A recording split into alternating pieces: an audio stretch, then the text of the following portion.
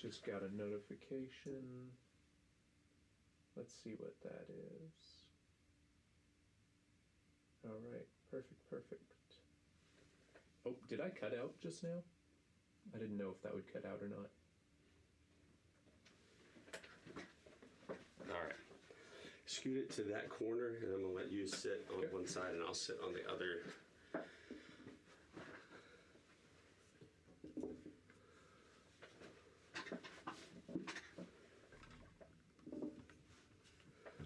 Let's move stuff out of the way. They're here to see you. Instagram can be just on you. That's great. All right. Oh, and I need my microphone. Oh, yeah, and I set mine down.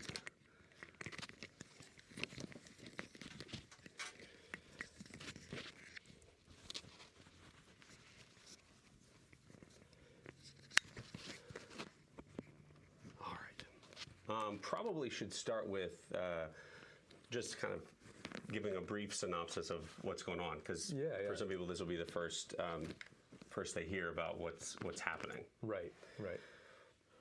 You want me to go ahead and start with that? Yeah. So I'm about to leave here, Northwest Arkansas, and go to Costa Rica, where I'm going to do some training, about 2.5 months of like classroom style training, intermixed with some hands-on stuff. And then I'll spend 2.5 months like doing field training, getting ready for my long-term mission, which is going to be to go to unreached / Bible poor people groups in the Amazon and help them get a version of the Bible in the language that they speak and they know, intimately. The kind of love and poetry of the Bible can really come to them in that language that they know well.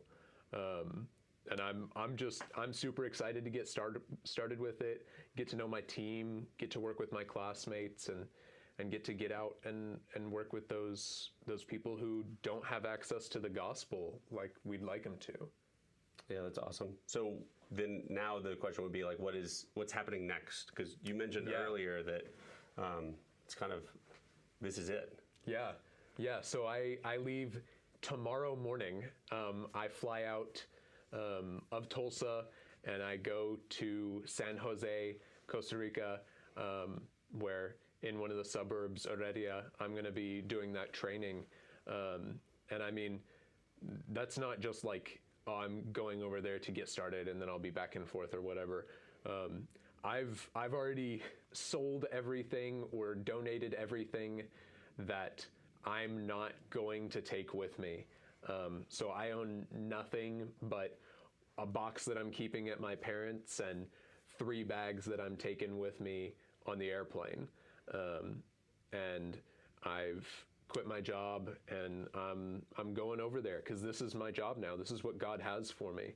I'm going to be doing missions full time, and that's going to start out as, the training to make sure that I'm doing it right and I can, really use his resources efficiently. And then as soon as I can after that, I'm going to get out there and I'm going to go and, get to the hardest to reach people, and bring them the gospel.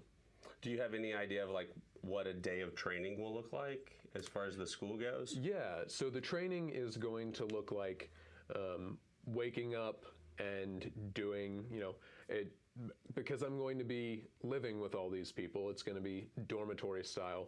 We're going to wake up and we're going to go pray and have breakfast, and then we're going to worship, and then we're going to go to class. And we'll study all morning, and then midday we'll do the same thing. We'll pray, eat, and then do some more worship.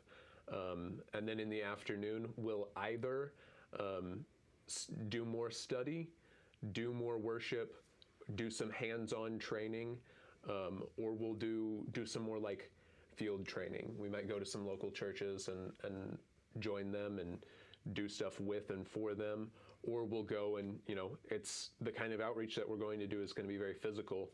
So we might go and, practice hiking or practice kind of search and rescue style stuff, or first aid or that kind of thing.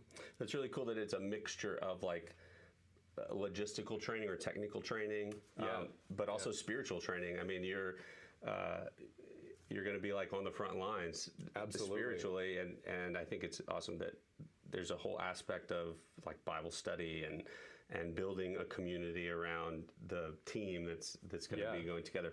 Are you going to be training with your team, or is this like an initial training before you get you kind of join up with your team? Yeah, so this is an initial training. A lot of the people that'll probably end up being on my team to go do that frontiers work have been in missions for a while. We're hoping to get those kinds of experienced people, and those are the kind of people that have said they're going to join this team.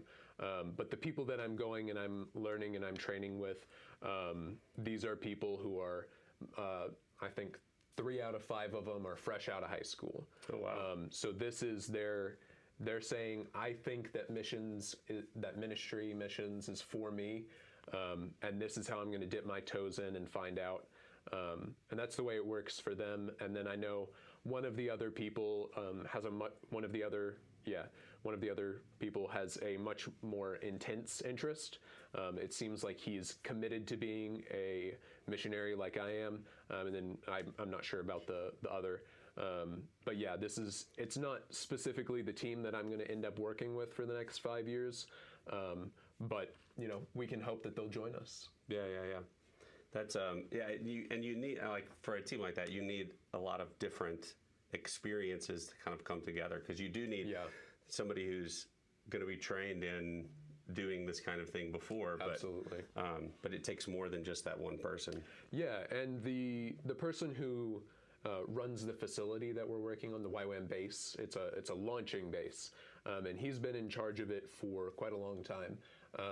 And he's really been into the frontiers kinds of missions work and translation that I'm looking to do, and he's been doing that for decades. So he's going to be an excellent mentor in that. He's going to know exactly what we ought to do, what we need to learn, the things that we need to work on. And he's going to be a great starting point for anyone joining this team. That's great. I think you've explained this to me before, but like, how did you find out about this opportunity? Yeah, so I've had connections to YWAM all my life. I've got family members, and I've always gone to church with different kinds of missionaries, and specifically YWAMers have been in my life pretty much as long as I can remember. Well, they have been as long as I can remember, just, always been available. And so my great uncle, who's been doing ministry stuff related to YWAM for decades now, has always been a really big spiritual influence in my life. And he was telling me about it, and he was describing it, this mission, not to try and recruit me, but because he was really excited about it. Yeah, he was so excited. He gets this way all the time. He'll tell anyone and everyone who will listen, and it's beautiful. But he was describing this to me, and he was talking about the kind of person that it would take. And I've always wanted to join ministry. I've always felt like that's what God had for me. I was just looking for where my skills and my blessings would best be used. And he described exactly that. He described a kind of physical demand, a kind of, gentleness and patience and adventurous nature. That's hard to find, but something that I find describes me quite well. And upon talking to him about it, he agreed entirely. And, trusting his judgment like I do, I, realized that it wasn't just me thinking that. Yeah. And then after months of prayer and study and talking to mentors, it was what I decided was, what I was confident was what God had for me. Yeah, it's awesome to kind of step back and see how the Holy Spirit is working in multiple people in multiple areas to kind of orchestrate His work. I have loads of questions, and I don't want to interrupt. So if anybody's on the live stream and has a question, you can put it in the comments. We're on Facebook, also on Instagram. But yeah, just drop that in there. We're trying to monitor it. This is a little bit new, so I'm kind of jumping back and forth. And if you're watching this after the fact on YouTube, feel free to comment a question as well. I'll get to it. Oh yeah, that's a great a great point, because it's also going to be permanent on Facebook and I think on Instagram too. So it'll be a great way to collect the questions.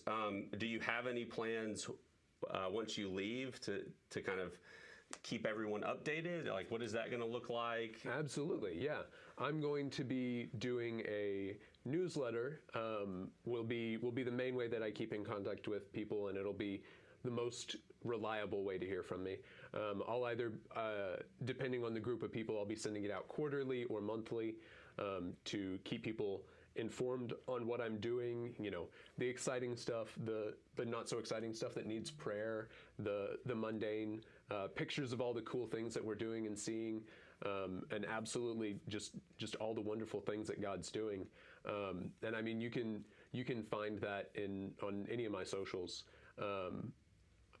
And you can, of course, donate as well. If you do, you'll get those. You'll have access to those quarterly for sure. And I'm going to, as many people as I can, personally reach out to, though I can't guarantee how often that'll be. There's, you know, life gets busy. Yeah, right. And depending on where you go, you may or may not have access to an easy way of contacting everyone. Yeah, I should mention, whenever I'm in the middle of the Amazon, I'll not have reliable access to phone signal or internet. And so I might have somebody updating people on my behalf. And they'll do that. They'll be well informed on it, but it's not, and it will be clearly indicated when that's the case. But if I'm not able to be reached, you'll still be updated on what's going on. As far as, I know you might not have the best answer for this, but as far as you know, what will it look like once your team is kind of collected and you guys have a destination to go to? What does it look like once you get there? Yeah, absolutely. Like you said, we won't know exactly for a while now until the team's all gathered and we're able to pray about it and to, you know, do some scouting. But once we do, it'll be that we will travel to this village, which will be a quite intense process because, like I said, we're selecting the most difficult to get to. That's what our team is specifically for. So we'll fly out to, let's say, Colombia. We'll use Colombia as the example. We'll fly out to Colombia. We'll take a riverboat up to as far up the river as they can take us, and they'll drop us off. And they'll say, I think it's that way. And we'll look at our maps and we'll use our compasses and we'll say, I think it's that way too. And then we'll hike through the jungle and we'll go until we've reached where it's supposed to be, and we'll search around. And once we find it, we'll get with those people and we'll either have a translator with us or we'll have a contact within the village that we know can do some translating. And we'll start working with those people. We'll look for volunteers, and once we get those volunteers, those are the people who know that language better than anyone else. So we'll be working with them, and we'll be translating with them to make sure that the experts, nobody's more of an expert about a language than somebody who's spoken it all their life. We'll work with those experts to get a Bible translated into an oral version as accurately as possible. And while we're there, we'll do church building, we'll do church service, community service, you know, the kind of stuff that you might expect an undeveloped village to be lacking if they don't have reliable access to clean water or latrines, or if their food sources unsteady. We'll work on those things while we're there, and work with those translators as much as we can to get the gospel to these people groups who could be 10,000 people strong and not have any Bible in their language. And so they're relying on like a game of telephone to get the gospel to them. They're relying on somebody who spoke it to somebody who spoke it to somebody who spoke it to them. And while that works, it's not ideal. Right. If you've ever tried to hear an intricate story or a piece of poetry told through telephone, or great one would be a joke. If somebody tells a joke and the next person tells it a little bit wrong, and the next person tells it a little bit wrong, and the next person tells it a little bit wrong, it's not funny anymore. Poetry works the same way, and the Bible, a lot of it is poetry. because that's a great way to convey emotion. Once it's gone through 2 or 3 people, it's not going to lose all its meaning and all its emotion, but it'll lose a lot of it. So we're going to cut that game of telephone down from being a translation and 4 people to 1 translation. And it'll be something anybody can access, because nobody needs to learn to read, nobody needs to learn a new language, nobody needs to have somebody read it to them. They can hear it spoken in their native language for them. That's pretty awesome. So it looks like there's a couple people on Instagram, but to kind of tag on to the end of that real quick, how is that oral translation given to them? Is it like an audio recording? Yes. And then how are they able to listen to it? Because I imagine if they are remote people, they might not have like access to electricity and things like that. We'll get to that question in just a second.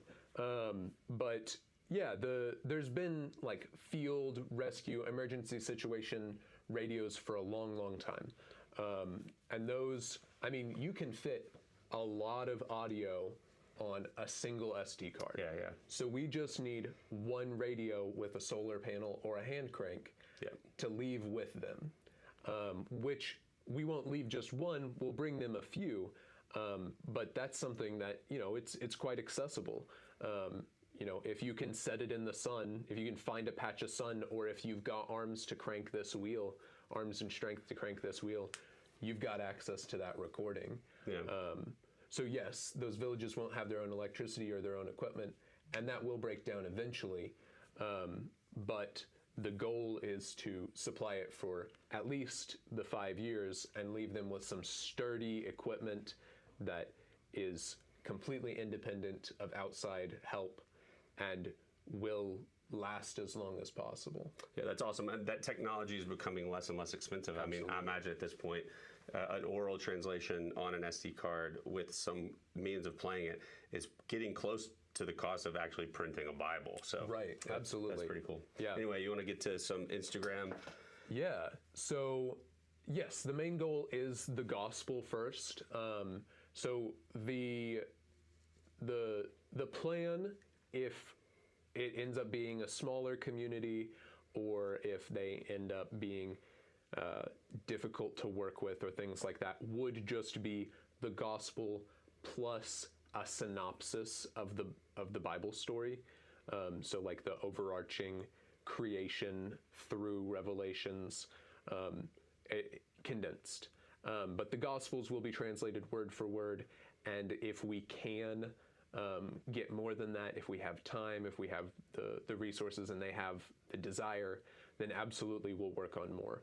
But it's very unlikely that we'll get a full translation within that 5 years.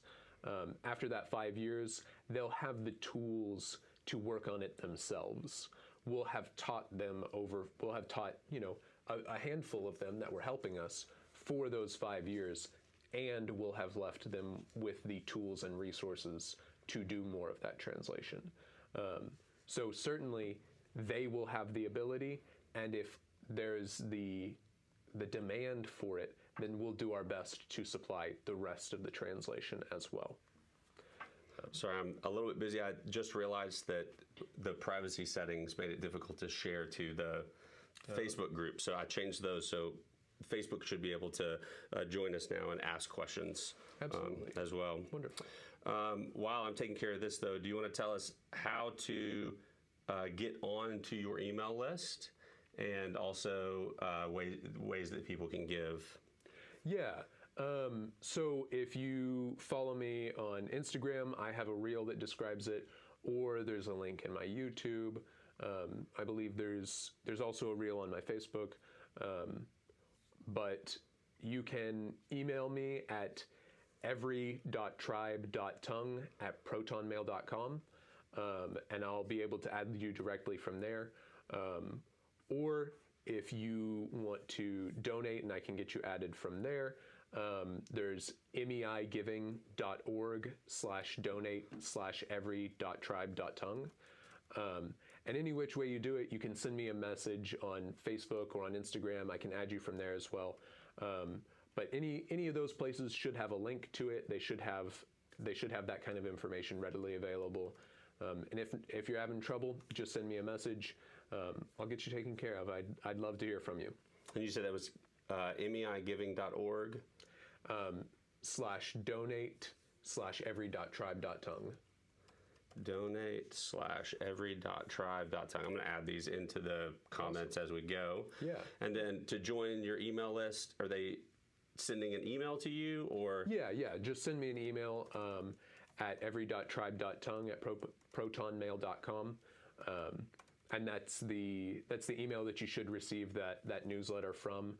I use a newsletter service, but it's just easier if you send me an email on there than trying to speak an entire complex URL. Yeah, every.tribe.tongue at protonmail.com. Yep. We got a question from Facebook. What scares you the most? Yeah. So honestly, there's a lot of scary things out there. And I'm not really worried about the physical. I'm not worried about the sickness. I'm not worried about potentially violent people or animals or the swamp or whatever. I'm worried about loneliness, because the one thing that I can't control out there is how I'm received. Well, I can't control the weather either, but I can control how I react to it. Yeah. So the thing that's most difficult for me to control or work around is going to be the people. My team's going to be small, so if they're not especially friendly or receptive, or our personalities just clash, that'll be a little bit difficult. If the tribes aren't super receptive, and communication's going to be difficult. So that loneliness or that lack of community and fellowship is my biggest concern. Now, for those first 6 months, whenever I'm in schooling, it's much less of a concern. Yeah, you'll be busy. Right, I'll be busy, and I'll be studying the Bible, something I love to do, with people who are also there to study the Bible and train for the same stuff that I'm trying to do and I'm interested in. So that lack of community is pretty scary for me. We've got another question on here. Let's see. Is there a base you'll be staying at, and from there you'll hike to the village, or you'll be living in the village? That depends on what the village wants. I mean, if we get out there and they don't want us to set up in whatever area they have, if they want us a ways away, I'm sure we'll accommodate that. Who knows what kind of social taboos they might have that would push them towards doing that. But the goal is to stay in the village. We're not going to ask for anybody's house. If they offer it to us, that'd be great. If not, we'll have tents and hammocks and stuff like that. We'll be able to set up right on the border or whatever. Shouldn't be terribly difficult. And how big are the teams usually? For OMT, the teams are between 3 and 5 people, which is a pretty modest team size. Now, I'm really hoping that we'll have at least one couple on our team. And if that means that it's 3 guys and a couple, that might be a little awkward. If it's 2 couples and me, that also might be a little awkward. So I'm honestly hoping for more than 5 people. You don't want to be the odd man out. Right. I think 2 guys and 2 couples would be my ideal. Yeah. Those couples really help with social connections, because communities see that, and they see people who are functioning people. They have good relationships and things like that, and you can connect to people of every walk of life. Yeah, they also, a lot of those cultures I know have a pretty stark separation between the men and the women. So if you only have just a bunch of men on your team, you're missing out on contacting, or at least you don't have a direct contact with part of the population. Exactly. Kind of related to the one before about scaring you, what are you most excited about? Yeah, I am extremely excited to see all the different ways that people are going to approach this and approach the gospel, and trying to get people excited to translate it and do that work with us. And the people who are excited to do that, I'm thrilled to see what about it excites them, because I know what excites me about the gospel. It's the glory and the power and the awe of the Lord, and the fact that he's willing to stoop as low as something that he formed out of dirt. I think that's amazing. And I'm excited to see what awes them about it, because it could be something that I've never even thought of. And I know that happens all the time whenever I talk to other people about the gospel. They've got things about it that I've never thought of, and it is the most important thing to them. And that's amazing. Yeah, I think there's also just like the joy of sharing the gospel with someone who doesn't have kind of preconceived notions that they bring into the conversation. It just kind of opens up your mind to a whole new area that those of us who were kind of raised in the church might not necessarily have ever been, had that experience. I think you and I have talked about it, but even our language, English, is in large ways shaped by the language of the Bible. So even the way that we talk about the rest of the world is shaped by the Bible, the Old Testament, the Gospels, all of that. And that's something that they're not going to have any kind of history of. Yeah, and that creates a whole separate area of difficulty. We kind of have these, like, I like to call them like Christianese, that we just kind of throw, and we assume that everybody knows what we're talking about when we say those things. But to speak into a culture that not only doesn't have a word, but might not even have the complete concept of that idea, that adds an interesting kind of difficulty. But probably joy at the same time. Absolutely. Jim Bob said, "What will you miss most about Nathan's preaching?" I think that I'll probably miss its familiarity. You preach in a lot of ways like the pastor that I grew up with. Oh, wow. And even in some ways like my grandfather did. And he's passed on quite a while now. But that familiarity lets me like see through the language and the terminology and the things that you're using, and see what you're trying to say without having to sort through any of that. And sometimes that's good, and sometimes it's not, because it lets me keep all of my preconceived notions in place, and that helps you build more. But sometimes it keeps you from seeing the flaws up front. So I really like it because it puts me at home. But sometimes you need that difference. So I love it, but I'm excited to see what the difference is going to bring. Yeah, that makes me think too, like, because City Point, your local body, is definitely going to be missing you. It's going to be awesome that we can kind of stay in touch. And you mentioned trying to kind of maintain that community through the newsletter, and then hopefully, as people are converted, right, in the community that you're in, you start to build that community again. Do you have any other idea of how you can kind of maintain a sense of spiritual community besides the 5 or 6 or 7 that go? So like I said, I'm going to try and stay in contact with people back here as best I can. There's only so much that I'll be able to do, though. And on the base that's launching me in Costa Rica, there are people who are very good at that kind of thing, very good at specifically debriefing people after really intense outreaches and things like that. And their whole job, some of them, it's to help maintain that kind of relationship and spiritual connection and things like that.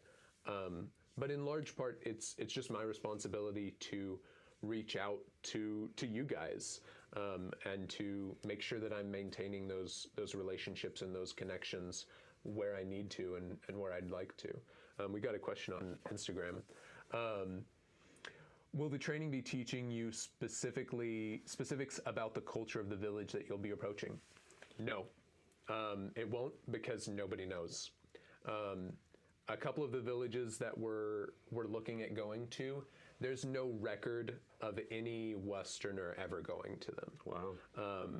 We know exactly where they are from satellite images, and often we know the name of the people from a chain of other people that have been there.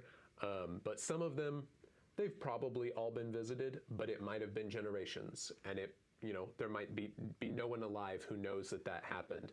Or they might have been visited a handful of times in the history of the world. But we are specifically going to the most difficult to physically get to. And whenever I say most difficult to get to, I do mean physically. We're not trying to fight political battles. We're not trying to fight social battles. We're trying to fight through the jungle to get to these places where other people can't or don't know how to, or would struggle to. And so these people, we might know a handful of things about them, but enough that you could print it off on a sheet of paper, not enough to really count it as part of our teachings and our trainings. It's just going to be like, here's who they are, probably how big the community is, approximately where they live. They might speak a language that's related to this one, and that'll be about as much as we get. Yeah, so have you heard, you saying that reminds me of, is it Jim Elliot and End of the Spear? Yes. And what happened with that kind of first interaction. Have you heard any kind of stories along those lines? Because, I mean, you're going to have to find some way of setting up a contact if that's the case. So most of these communities, they are fully aware of and they accept the fact that there's cities full of Latino and white people, you know, within a distance they could travel to if they wanted to. So they're not generally violent towards people. Occasionally they will be violent towards people entering the village itself. Mm-hmm. So we will make contact with people, you know, a couple miles away. We might have to shout to them. We might just run into them. There's not an expected risk of coming into contact with them. If we're careful and we're respectful and things like that, there shouldn't be any kind of social issue like that. But it will be something that's very foreign to them. So it'll have to be something that we approach gently. Yeah, you mentioned like having a community member or point of contact that's kind of going to be helping the most. Yeah. Does YWAM have people in mind in these locations, or is that like somebody you're going to have to find when you get there? Yeah, so that's something that we haven't worked out 100% yet, but we do have a contact who, I mentioned taking a boat as far up the river as you can go and then getting dropped off.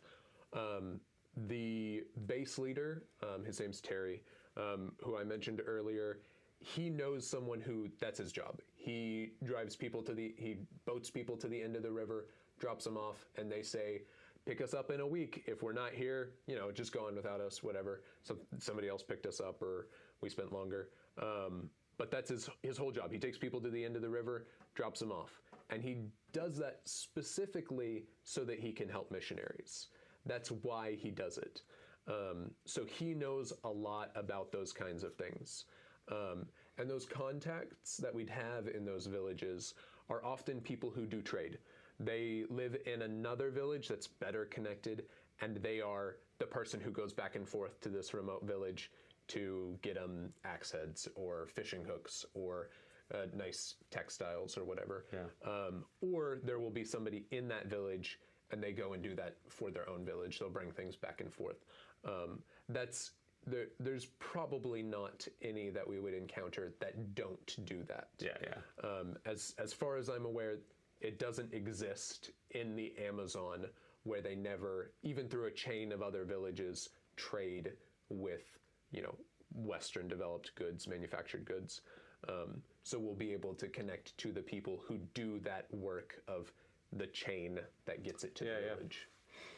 That's awesome. Here's a question. If you could go back to your 18-year-old self, what kind of conversation would you have? What would you say to 18-year-old Caleb? I don't know that I would. I feel like, well, not related to this. Of course, there's a million warnings that I'd give myself, or, you know, I might tell myself to invest in Tesla or something. Right. Buy some Bitcoin. Buy some Bitcoin. Yeah. But as far as preparing myself for this, I look back on my life and I feel like God was training me up for this the whole time. I mean, there's a handful of things that I probably could have done better, but I think if I knew that this is where I was going, I might have overthought it or overexerted myself in trying to prepare.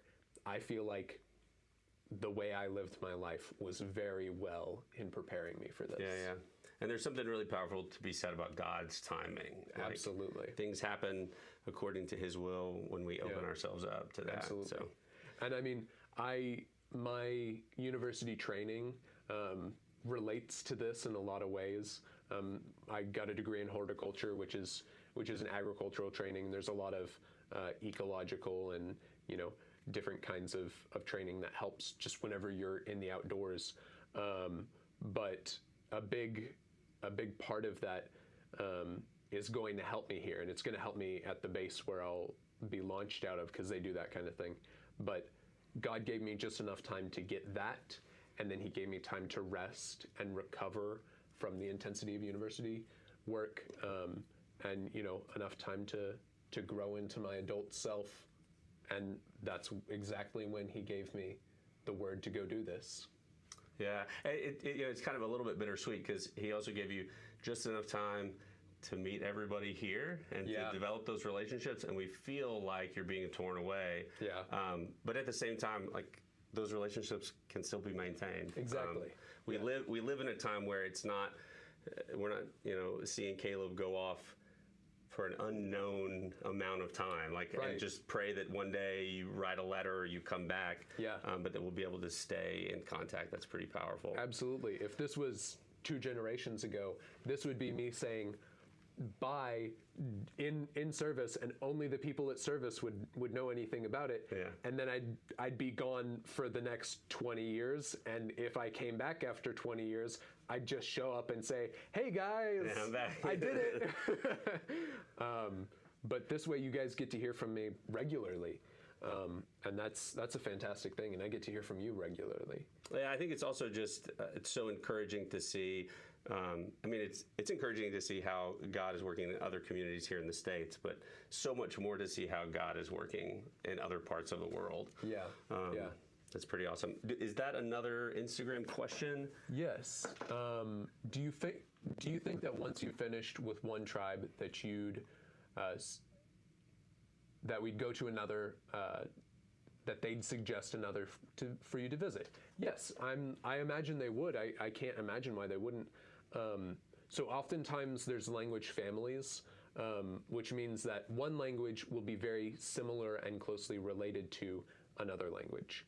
And if we can find a group of villages that are in the same language family, that would be fantastic, because it means that once we've translated one, we're already most of the way to having a translation of the other. Yeah, a lot of that work's done. Yeah, even if those languages are not similar enough that if we play the recording in the other village, they'd be able to understand it at all, the grammar would at least be similar, or they'd have a lot of the same root words.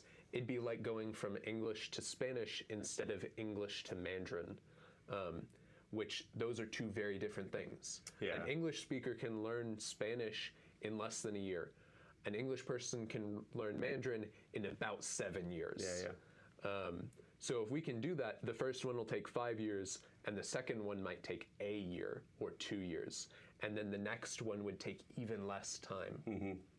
And then eventually, if we got through 4 or 5 in that language family, the last one might just be a matter of like, we gotta switch this over here, plug and play, rather than rebuilding the whole thing from scratch. Let me ask this too. So if you're there and you work out a successful translation, you find out from this community that there is another tribe or another community on the other side of the mountain or down the river that speaks the same language. Is it your team's job to take that translation to this other community, or does YWAM have a different kind of team for that? So that would be, there are other teams that would do that. If it's that accessible, then that would probably be something that my same team would go do, or at least somebody from the Heredia base where I'll be based out of, and where Terry, our like mentor, is going to be. We'd at least take them that information, and they would, send somebody over there, and it would be, that kind of information will get that other village an oral translation of the Bible.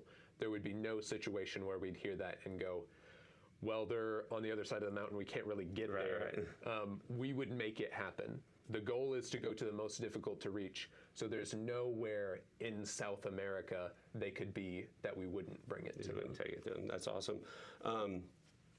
you said you're flying out tomorrow morning? Yes. As far as funding goes, what does that look like? Have you met goals? Yeah. What are your goals and what have been met so far? So as far as my school fees and my outreach fees, to get me out there and get going and off and ready, depending on one thing that I'm finding out this afternoon, I'm either 100% of the way there or like 82% of the way there. Yeah, so I'm pretty much good on one-time fees, but more is always better because I can help the other members of my team and we can get better supplies and things like that. And then as far as monthly goes, recurring support, I'm not all the way there. I'm about 64 to 70% of the way there, which is fine. I don't need to be at 100% to go to Costa Rica, but I would need 100% to go to the Amazon. Yeah. So between now and March or thereabouts, I need to raise that last 30-40%, which it's 30-40% of $1,100, which $1,100 a month. That's a lot less than I live on now. But it's not an insignificant sum, and I mean, any help that I can get would be wonderful. I don't consider this my own money. If you're donating to that, that's not for me to spend however I want. That's God's kingdom resources, and I believe that I can steward them as efficiently as possible. And I hope that you trust me to do that. So if you're not already, I'd love the support. And if you can't do that, I've been telling people I need 3 kinds of support. I need prayer. That's the most important thing. I need community. That's very important for me personally to stay in a mindset to keep going and doing this. And I need physical support. I need those funds in order to buy plane tickets and buy recording equipment and buy food, and pay for somebody to take me on a bus hundreds of miles up the river and drop me off, and then reliably come back a month later. Right. Yeah, you want them to show back up. Once, so you've given the kind of the way of giving through REI. I imagine they set up some kind of account. You can't use a debit card in the jungle. So how is that going to work out?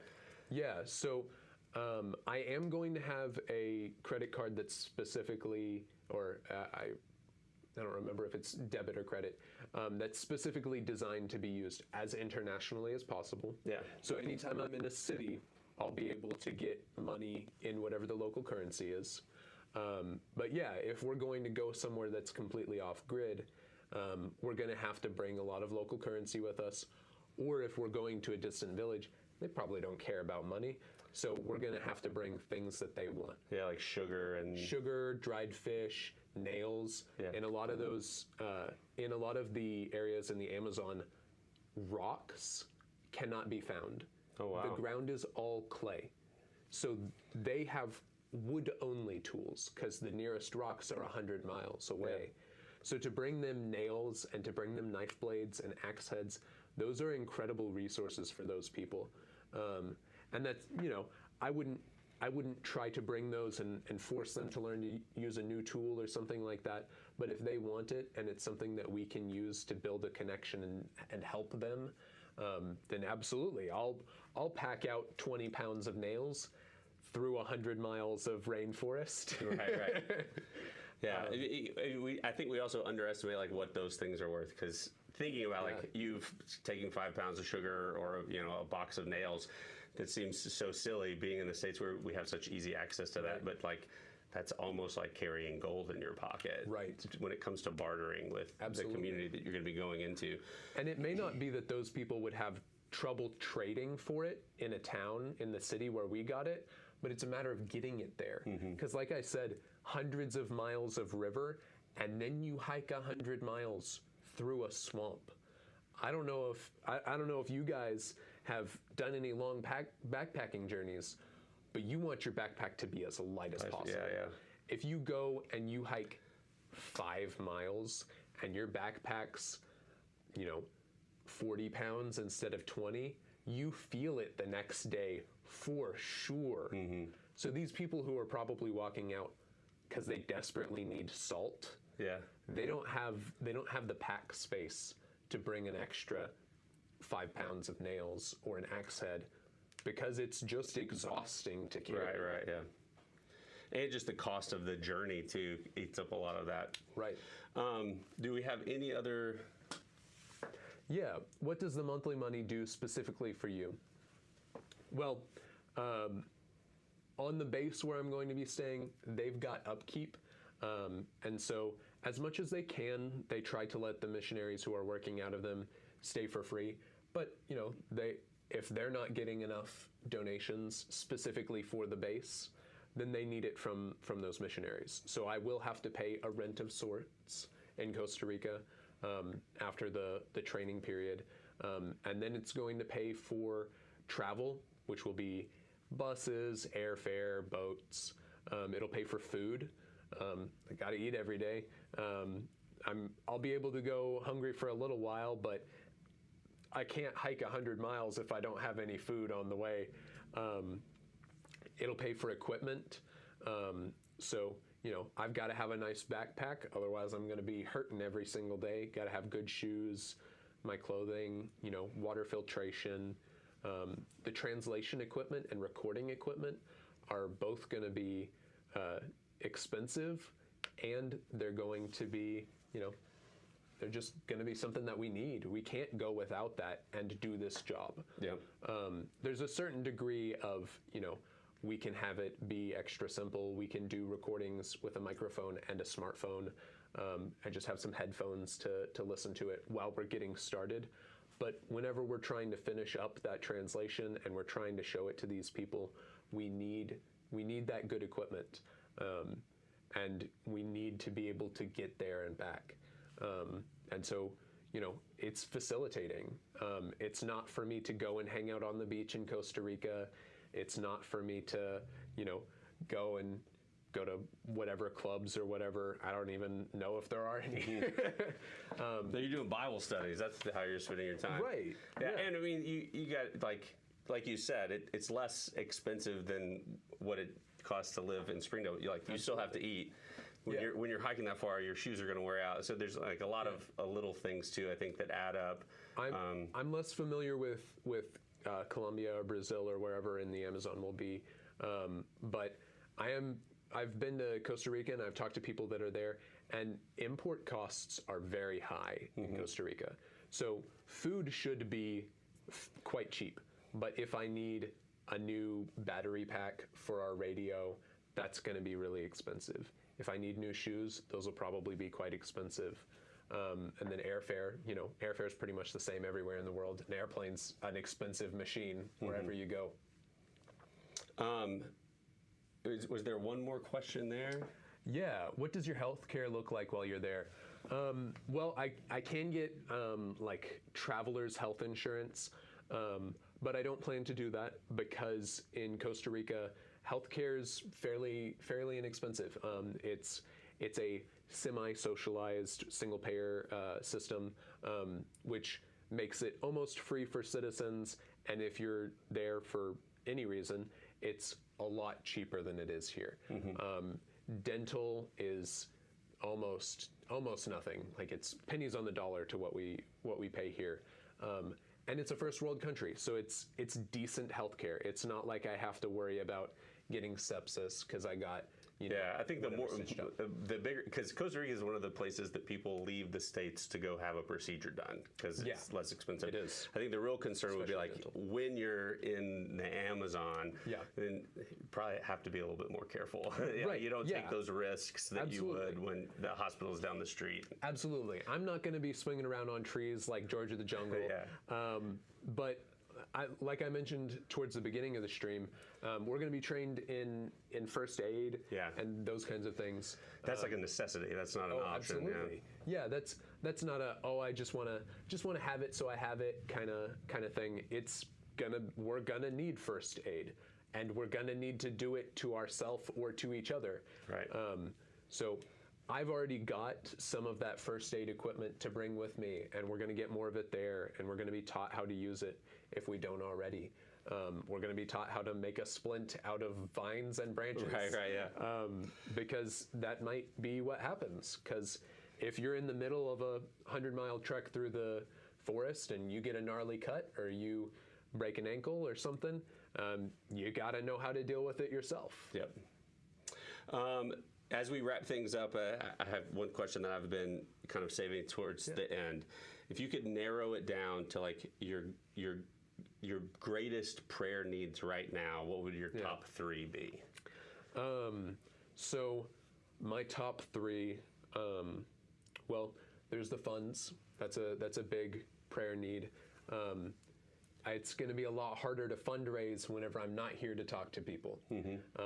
So that's going to take a lot more divine intervention than what it's taken so far. And then secondly is that loneliness. I'm going to miss people. I'm going to miss my mom, my dad, my brothers, sisters, my church, the people that I've grown to care a whole lot about here. And then thirdly, and honestly, if I'm not being selfish, the most important one is my translation team is not all put together yet. Like I mentioned earlier, we've got several people, but we've got several people interested, but we don't have those 5 people committed yet. So we need people who are, easily 1 in a million to say, yes, this is my calling. Yeah. God has told me to do this. Not only can I walk 100 miles through the rainforest, I want to, and God wants me to. Yeah, feeling that call. So we need those people not only to be called, because we know they're called, but to answer that call. And that might take a little bit of prodding from the people who care about them. If you think you know one of those people, do a little bit of prodding. Don't force anybody to come, because it takes a whole lot of willpower to do this kind of stuff. Or so I'm told. I haven't even done it yet. But it's going to take special people, and I'd like your prayer that they sign up for it. Yeah, and let me just encourage you guys too, because of technology, like this stuff is all permanently on the internet. Like Caleb said, he's got a YouTube channel with a short, so 60 seconds, and then one that's a little bit longer, and then a full-length explanation of everything that's going on. Yeah. Whether or not you're supporting him right now, that is something that you can share with people you know. You can share it on your Facebook and spread the word so that there are other people who find out. Because I know, like, God lays generosity on people's hearts, and oftentimes people just don't know that there's a need. So don't be afraid to share. The videos that Caleb has already put together, the lives that I hope you will do, kind of as you go through your training, and just kind of spread awareness that there is need. Like you said, prayer need, community need, financial need, so that, like you said, you're gone tomorrow, but you're not really gone. Because of technology, you're still here, and we can definitely help with that. Absolutely. And if you're not already on my newsletter, make sure you find that. It should be in all my socials. Reach out so that I can get you on there, and you can hear from me just as often as I can. That's great. Awesome. This is a good Q&A. Thank you. Thank you for setting it up. I really appreciate you. You're welcome. There was a lot of technical difficulties at the beginning, but it went well. Yeah, and thank you guys for your questions. I really appreciate it. If you have any more, feel free to send them to me. Yeah, put them down in the comments, email them, and give. REI giving, the link's in the comments. MEI. Is it right? Did you put MEI? Did I put MEI? Yep. Yeah, MEI. Yep. I said REI. Put the right thing. He's got the right URL. All right.